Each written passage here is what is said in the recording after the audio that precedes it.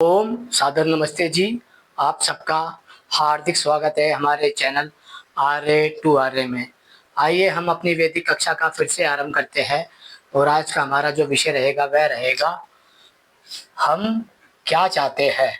जब हमने यहाँ पर विषय लिया है कि हम क्या चाहते हैं, तो यहाँ पर हमसे तात्पर्य है कि हिंदू समाज, हमारा जो भारतीय हिंदू समाज है वह क्या चाहता है। उसके पास मुख्य तौर पे दो विचारधाराएं हैं। पहली है जातिवाद की और दूसरी है समाजवाद की।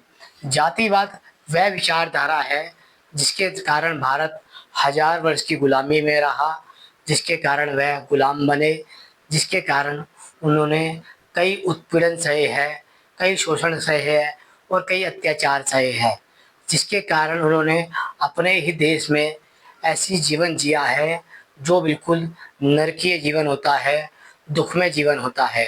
दूसरी वह विचारधारा है समाजवाद की, जिसका रस आज तक हिंदू समाज ने चखा ही नहीं है। जब हम पूछते हैं समाज से कि समाज क्या चाहता है, हिंदू क्या चाहता है, हम क्या चाहते हैं, तो मुख्य तौर पे हमारे पास दो विचार आते हैं। क्या हम जातिवाद चाहते हैं या हम समाजवाद चाहते हैं।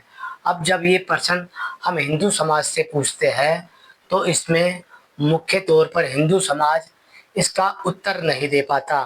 इसका उत्तर उसके पास इसलिए नहीं है, किसी भी समाज का जो धर्म गुरु होता है वह उसका मार्गदर्शक होता है।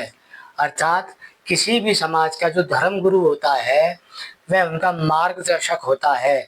इसलिए समाज की अच्छाई और बुराई, किसी भी समाज की अच्छाई और बुराई का दोष और गुण उनके धर्म गुरुओं पर आता है। जब हम हिंदू समाज के अच्छाई और बुराई के विषय में बात करते हैं तो हमें ये कहना पड़ता है कि हिंदू समाज में जो अच्छाई है और जो बुराई है वह उनके धर्म गुरुओं के द्वारा है। इसलिए हिंदू समाज के भीतर जो छुआछूत और जातिवाद का कलंक है वह उनके ही धर्म गुरु ब्राह्मणों के द्वारा लगाया गया है। लेकिन अब ये एक असाध्य बीमारी के रूप में समाज को जकड़ चुका है।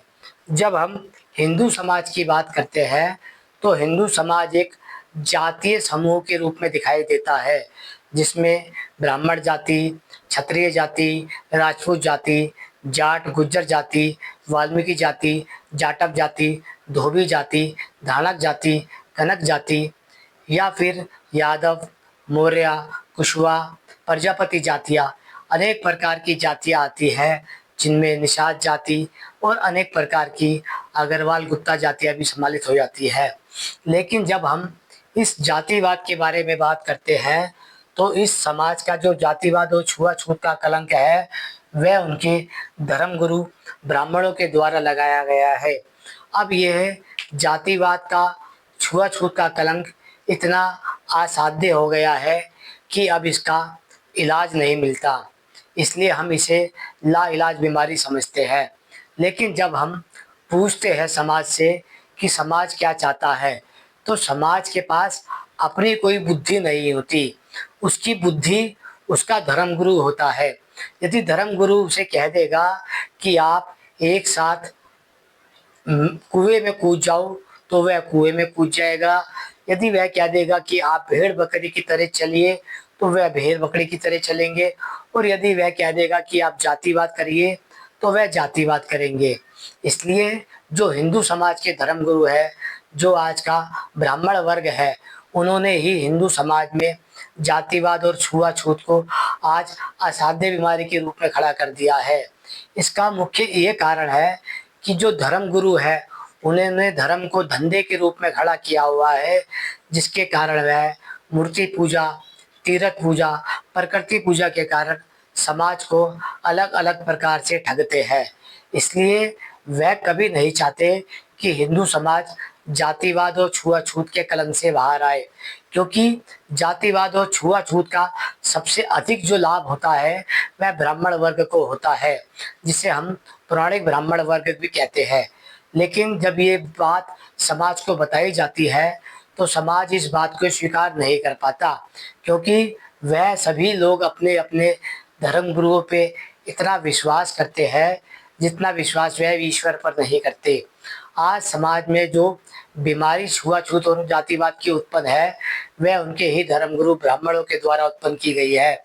लेकिन ये बीमारियां समाज के बच्चों को खा रही है। आने वाले समय में भारत फिर से गुलामी की ओर जा रहा है। वह इतनी तेजी से गुलामी की ओर जा रहा है जिसका हम अंदाजा भी नहीं लगा सकते। भारत ने पहले के समय 1000 वर्ष की गुलामी झेली थी, लेकिन इस बार यदि भारत गुलाम होता है तो उसकी गुलामी का आंकड़ा नहीं लगाया जा सकता। भारत में जो व्यवस्थाएं चल रही है, चाहे वह शिक्षा की हो, धर्म की हो, समाज की हो, न्याय की हो, कानून की हो या किसी भी प्रकार की हो, वह सब भ्रष्ट की जा चुकी है। और इस भ्रष्ट होने के पीछे जो है सबसे मुख्य भूमिका निभाई है उनके धर्मगुरुओं ने, क्योंकि उनके धर्मगुरुओं का मानना है यदि कोई अपराधी बलात्कार करता है, डकैती करता है या बड़े से बड़ा अपराध भी करता है, यदि वह अपने ऊपर गंगा जल के छींटे मार लेता है या गंगा में डुबकी मार लेता है तो वह बड़े से बड़े अपराधों से मुक्त हो जाता है। आज के जो नेता मंत्री है, जो आज की व्यवस्था चलाने वाले हैं, वह सभी उन्हीं धर्म गुरुओं के चरणों में पड़े रहते हैं ताकि वह नए नए पापों से बचने के मार्ग ढूंढते रहे। लेकिन जब हम बात करते हैं कि हम क्या चाहते हैं, अर्थात हिंदू क्या चाहता है, हिंदू समाज जातिवाद नहीं चाहता। वह चाहता है उसका भविष्य सुरक्षित रहे, शांति में रहे, और समृद्ध रहे और विकास के पथ पे चले। तो इसका एक ही कारण है कि हमें समाजवाद को चुनना चाहिए और जातिवाद का त्याग करना चाहिए। जातिवाद का त्याग तभी किया जा सकता है जब हम हिंदू समाज को ये स्वीकार कर किया जा सके कि हम सब अंतर जातीय विवाह करने के लिए स्वीकार है। अर्थात हम सब ये मानते हैं कि हमें अपने जातियों का ढांचा तोड़कर बाहर की जातियों में अपनी बहन बेटियों का विवाह करना पड़ेगा, अपने भाइयों का, अपने बेटों का विवाह करना पड़ेगा, जिसके कारण हम अपने जाति रिवाज के ढांचे को नष्ट कर सके। जब हम समाजवाद के ढांचे की ओर जाते हैं तो ये बात समझिए कि जहाँ पर हम हिंदू है वह एक पूरी तरीके से समाजवाद के ढांचे में बंध जाएगा, जिसके कारण उसे आपसी आस पड़ोस के संबंध में एक सुरक्षा प्रदान की जाएगी, रोटी बेटी के संबंध में एक सुरक्षा प्रदान की जाएगी, जातीय मोहल्ले संबंध में एक सुरक्षा प्रदान की जाएगी। लेकिन यदि वह केवल और केवल जातिवाद के भरोसे रहता है तो वह जिस प्रकार पहले बीमार पड़ा और गुलाम हो गया, पीड़ित हो गया, वह फिर से होएगा। लेकिन यदि हमने समाजवाद का रास्ता चुना तो हो सकता है कि हम आने वाले समय में इस लड़ाई से लड़ सके। इस बात को ध्यान रखना चाहिए कि कोई भी समाज तभी एकजुट हो सकता है जब वह समाजवाद को मानता हो। समाजवाद के मुख्य तौर पे कुछ महत्वपूर्ण अंग होते हैं। पहला है संबंध का, जिसे हम अंतरजातीय विवाह कहते हैं, पारिवारिक संबंध कहते हैं। दूसरा है समानता का भाव। तीसरा है समानता का भाव के बाद समता का भाव। चौथा है सम्मान का भाव। पांचवा है संस्कार का भाव। छठा है साफ प्रेम का भाव। जब हम इस संबंधों में बनते हैं तो ही हम ये कह सकते हैं कि हम समाजवाद के लिए तैयार हैं। भारत में जो ये अनेकों जातियां हैं, चाहे वह दलित समाज की हो, चाहे वह सवर समाज की हो और चाहे वह आर्य समाज की हो, उन सबको मिलकर ही ये निर्णय करना पड़ेगा कि हम यदि जातिवाद में फंसे रहे तो हमारा जो भविष्य होगा वो बहुत ही दुख में और अंधकार में होगा। चाहे वह आर्य समाज हो, पौराणिक समाज हो, दलित समाज हो या सवर्ण समाज हो, इनमें से कोई नहीं बचेगा। जिस प्रकार इन्होंने पहले गुलामी झेली थी या फिर से गुलामी झेलेंगे। इनके पास केवल और केवल एक ही विकल्प है कि ये अपना जातिवाद का ढांचा नष्ट करके समाजवाद की ओर आए और अंतरजातीय विवाह का समर्थन करे। जब हम अंतरजातीय विवाह का संबंध का अंतर जातीय विवाह का समर्थन करेंगे तो एक जाति के लोग दूसरी जाति के लोगों से घृणा नहीं करेंगे, बल्कि उसका समर्थन करेंगे, सम्मान करेंगे। जब यहाँ पर एक जाति दूसरी जाति का समर्थन और सम्मान करेगी तो सभी लोग आपस में एकजुट हो जाएंगे। जब ये सारी जातियाँ एकजुट हो जाएगी तो ये समाजवाद के ढांचे में बंध जाएगी। किसी भी समाज को तब तक नहीं पराजित किया जा सकता जब तक वह एक समाजवाद के ढांचे में बंधा हुआ है। आशा करता हूँ विषय सरलता से समझ आया होगा। हिंदू समाज चाहता है कि हम जातिवाद को छोड़कर समाजवाद की ओर आए, लेकिन उसे समाजवाद की ओर आने से जो रोकता है वह उनका धर्मगुरु है, जिन्हें हम आज का ब्राह्मण वर्ग कहते हैं।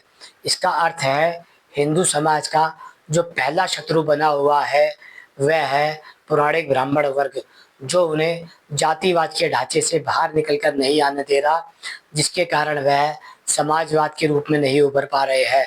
यदि कोई समाज समाजवाद के ढांचे के रूप में नहीं बदलता है तो उसका भविष्य बहुत ही अंधकार में और दुख में प्रतीत होता है। ओम नमस्ते जी। आशा करता हूँ विषय सरलता से समझ आ गया होगा।